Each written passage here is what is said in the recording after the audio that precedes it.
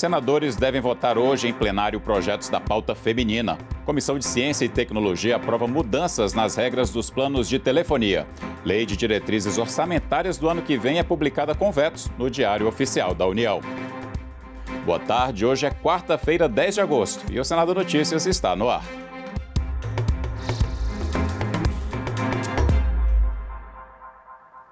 Começa daqui a pouco, às 2 da tarde, a sessão de hoje no plenário. Os senadores devem analisar projetos da pauta feminina em comemoração aos 16 anos da Lei Maria da Penha. Vamos conferir em detalhes.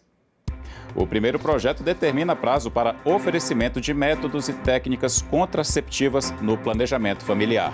Outro projeto cria o Programa Nacional de Navegação de Pacientes para pessoas com neoplasia maligna de mama. Também pode ser votada a criação da campanha nacional Agosto Lilás para conscientização do combate à violência contra a mulher. E ainda o projeto que declara a engenheira Carmen Velasco Portinho como patrona do urbanismo no Brasil. A situação das comunidades quilombolas foi o assunto em debate na audiência pública da Comissão de Direitos Humanos do Senado nesta quarta-feira. A Constituição de 1988 os reconheceu, a eles e a seus territórios. Apesar disso, povos remanescentes de quilombos que enfrentaram e sobreviveram à escravidão sofrem ainda uma realidade de pobreza, perseguição e violência. Os nossos territórios hoje estão com fazendeiro lá dentro, com grileiros, com pistoleiros. Famílias e famílias sendo ameaçadas. O que tinha, enquanto política de titulação, de demarcação para as comunidades quilombolas, elas foram esvaziadas. Haja vista o orçamento que se tem, mal a pena dá para o INCRA visitar uma outra comunidade. Há uma luta, há uma pauta, há uma história recente de políticas públicas elaboradas para as comunidades quilombolas. Está faltando resposta efetiva do poder público a questões que vêm sendo apresentadas Brasil afora. Temos, por exemplo, a questão da produção, a questão da agricultura de subsistência. Nós temos a questão da educação, a questão da saúde e entre tantas outras políticas públicas que retrocederam e hoje estão longe do alcance desta população. Com os quilombolas, podemos aprender, por exemplo, o que é ser patriota. Patriota é aquele que defende os bens do nosso povo. Patriota é aquele que produz para que as pessoas se alimentem. Patriota é aquele ou aquela que cuida. E aí, pessoal, eu digo com muita certeza, sem nenhum pingo de medo de errar. Se tem alguém que cuida, que preserva esse povo, são as comunidades quilombolas. E por que mesmo alguns deles vieram de tão longe a Brasília e ao Senado? Estamos aqui dizendo para o Estado brasileiro que existe milhões de quilombolas em todos os biomas desse Brasil, de norte a sul, plantando, produzindo alimento que vai na mesa de cada brasileiro e brasileira desse Brasil. Que a gente faz a preservação do meio ambiente, que a gente cuida da terra, mas que a gente também faz política, porque tem vários e vários vereadores, prefeitos, quilombola dentro dos municípios. Os quilombolas sabem que é hora de luta corajosa, consciência cívica e exercício de cidadania. Nós vamos continuar resistindo. Cabe a nós agora repensar quem vai vir representar o povo quilombola nessa Casa de Leis. As operadoras de telecomunicações foram assunto hoje da Comissão de Ciência, Tecnologia, Inovação, Comunicação e Informática. Os parlamentares aprovaram mudanças nos planos de franquias e necessidade de utilização do código de operadora para ligações de longa distância. Sabe aquele plano que você contrata com a operadora de telefonia e que prevê uma franquia de minutos de chamadas, de quantidade de mensagens de texto e também de navegação na internet? Pois é. Se você não usa toda essa franquia no mesmo mês, você perde. O que o projeto aprovado prevê é que esse saldo possa ser acumulado e utilizado posteriormente. A abusividade se manifesta na desigualdade de tratamento presente nas relações entre os usuários e as empresas de telecomunicações, conforme destacado pelo autor do projeto.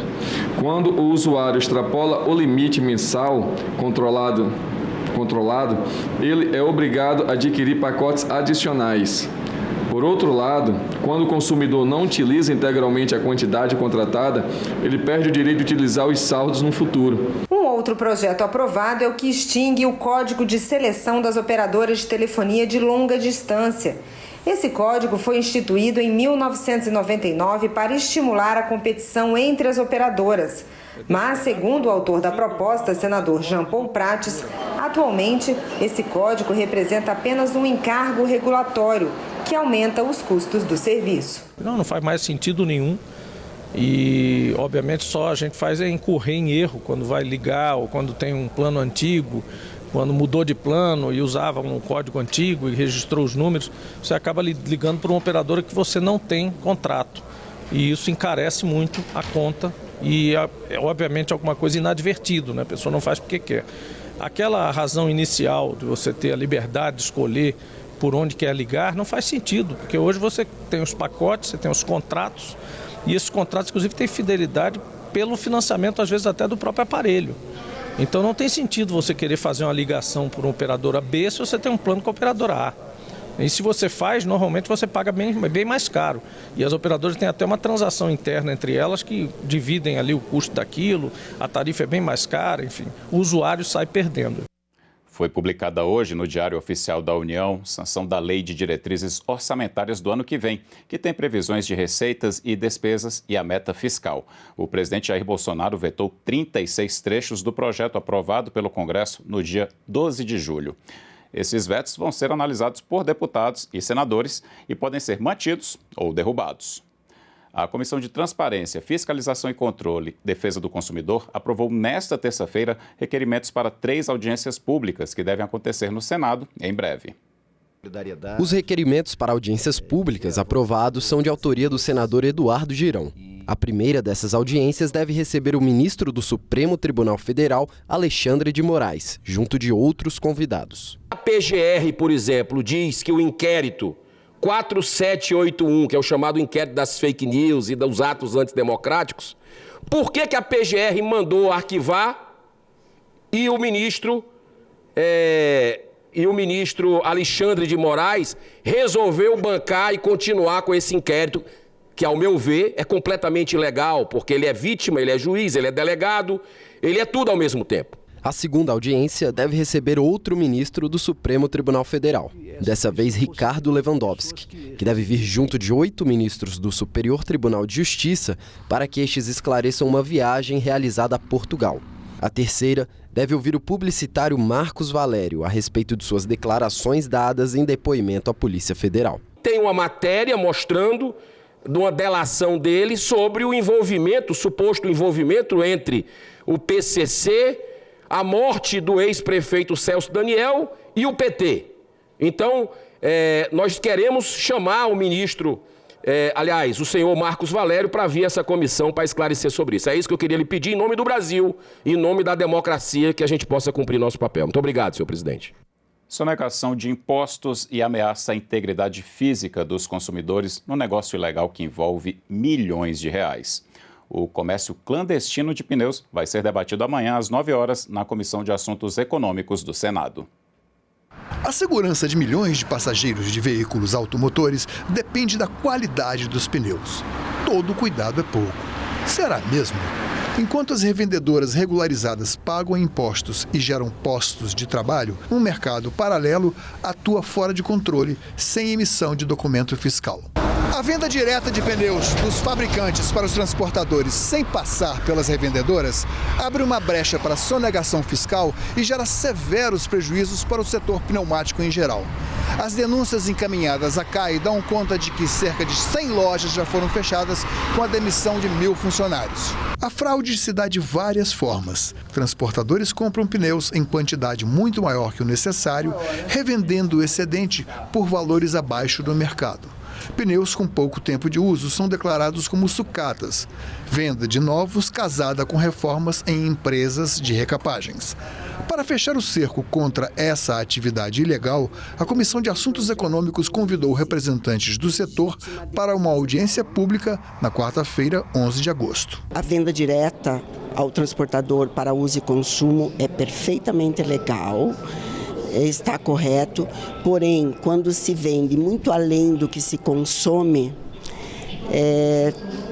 você está dando a chance ao transportador de fazer um mercado paralelo desses pneus que ele compra mais. Temos que encontrar uma solução, porque é uma evasão fiscal federal e estadual que está acontecendo. O projeto de lei que obriga planos de saúde a cobrirem tratamentos que não estejam previstos pela Agência Nacional de Saúde chega ao Senado e vai direto ao plenário. O texto deve ser votado ainda este mês. Os planos de saúde são obrigados a cobrir mais de 3.300 procedimentos previstos pela Agência Nacional de Saúde. A lista inclui consultas, exames, terapias e cirurgias, além de medicamentos, órteses e próteses. Em junho, o Superior Tribunal de Justiça determinou que as operadoras de saúde não devem cobrir qualquer tratamento que esteja fora dessa lista. A decisão provocou bastante polêmica, por acabar com a cobertura de pacientes que dependiam dos planos de saúde para outros tratamentos. Representantes do movimento de mães de autistas vieram ao Senado protestar contra a decisão do STJ. O STJ deu um balde de água fria em todas as famílias, dificultou o acesso à saúde, deu uma dificultada muito grande na hora da gente conseguir acesso via judicial. Porque se o rol é taxativo, não adianta a gente entrar na justiça, não é? Então, por exemplo, há 4 anos atrás, quando eu tive o diagnóstico dos meus filhos, o plano de saúde negou dizendo que o rol é taxativo. Ok, a gente entrou na justiça e com 15 dias, veja como foi rápido, com 15 dias eu consegui eliminar e meu filho começou a fazer as terapias. E hoje meu filho é outra criança. Já é a 7ª vez que eu venho a Brasília. Além de ser um custo muito alto com passagens, né, nós já viemos em ônibus também, tem um desgaste emocional e também a involução da minha filha, né? Então, assim, é claro, vale a pena lutar pela PL, porque ela dá uma estabilidade na saúde, na vida da minha filha e de tantas outras vidas que a minha filha também representa, mas é muito cansativo, é desgastante. Então, o que eu mais quero hoje é que nós tenhamos uma celeridade nisso, que a vida tem pressa, a gente precisa de fato que essa situação se resolva. A proposta que chegou ao Senado, já aprovada pela Câmara, cria hipóteses de cobertura fora do rol de procedimentos da agência. O objetivo é dar continuidade a tratamentos que poderiam ser excluídos dos planos de saúde. O Senado vai fazer sessão de debates temáticos para discutir o projeto. A proposta determina que o procedimento não previsto no rol da ANS deve ser autorizado se existir comprovação de eficácia dele, baseada em evidências científicas e plano terapêutico. Se houver recomendação de adoção do procedimento pela Comissão Nacional de Incorporação de Tecnologias no SUS. Se pelo menos um órgão de avaliação internacional recomendar o tratamento para seus cidadãos. A lista deve ser atualizada pela ANS a cada incorporação e serve de referência para planos de saúde contratados desde 1º de janeiro de 1999. É importante que, indo direto ao plenário, haja ao menos uma sessão de debates para poder ouvir a sociedade e os segmentos em torno desse projeto e ainda no mês de agosto ele seja deliberado diretamente no plenário, sem a necessidade de passar pelas comissões permanentes da Casa. Um número recorde de votantes de todo o país vai escolher o presidente da República, governadores, deputados federais, deputados estaduais e senadores. No Brasil, o voto é obrigatório para quem tem 18 até completar os 70 anos de idade. Mas você sabe o que é voto facultativo? Eu voto porque eu tenho o direito de votar e não posso deixar as pessoas reclamar comigo. Quem tem que falar sou eu. Assim como Dona Norma, quase 15 milhões de pessoas com 70 anos ou mais estarão aptas para votar este ano. Um aumento de 23,8% em relação às eleições de 2018. Elas e eles querem fazer parte da história. O voto no Brasil é obrigatório desde 1932. De lá para cá, o voto de quem tem 18 anos até completar 70 é uma obrigação. Quem não cumpre fica sujeito a multas e punições administrativas. A facultatividade do voto para os maiores de 70 anos, ela se embasa no princípio de que as pessoas na melhor idade já cumpriram com o seu dever cívico ao longo dos anos, lhe conferindo este poder de votar ou não, essa decisão na escolha de participar do processo eleitoral ou não. A tentativa mais recente de introduzir o voto facultativo, uma proposta de emenda à Constituição, foi arquivada em 2017. Mas o debate continua. Quem é favorável à obrigatoriedade argumenta que o voto é um dever do cidadão. Ao contribuir para a participação da maioria, ele confere legitimidade à eleição e educa politicamente o eleitor. Além disso, o voto obrigatório faz parte da tradição brasileira e latino-americana e seus benefícios superam o constrangimento da obrigação de votar. O nível de informações que a pessoa tem hoje é muito superior ao que ela tinha antigamente pela evolução dos meios de comunicação. E existe também a questão do aumento da sua longevidade, que quando essa legislação foi implantada, era bem abaixo, 10 anos a menos do que hoje em dia ela é verificada. Quem defende o voto facultativo lembra que votar é um direito, não um dever, e assim é adotado nos países desenvolvidos e de tradição democrática. A qualidade melhora com eleitores conscientes e motivados. E mais, o voto obrigatório não gera cidadãos politicamente evoluídos. Por outro lado, seria um erro considerar que nossa democracia ainda não evoluiu para adotar o voto facultativo. Não cabe ao Tribunal Superior Eleitoral se pronunciar a favor do voto obrigatório ou do voto facultativo. O fato é que a campanha incentivando o cadastro e a regularização dos eleitores, mesmo aqueles que não são obrigados a votar, foi um sucesso. Para o secretário de Modernização do TSE, o importante é habilitar e incluir o maior número de pessoas ao processo de votação, independentemente da idade. Esse tem sido o foco das campanhas promovidas pelo tribunal. Em 4 anos, o número de jovens entre 16 e 17 anos aptos a votar cresceu de 1,4 milhão para 2 milhões e 100 mil. O estímulo é participar da democracia, é escolher os seus representantes, é participar ativamente, independente da idade, para trazer a experiência dessa população para o processo eleitoral também. Então a gente pegou tanto os jovens que estão vindo na primeira experiência como democracia, mas também os idosos que já têm uma longa experiência nisso e pode dar sua contribuição, como todos devem participar. Ficamos por aqui. Você pode rever as reportagens desta edição na nossa página na internet, senado.leg.br/TV. Muito obrigado pela companhia e até a próxima.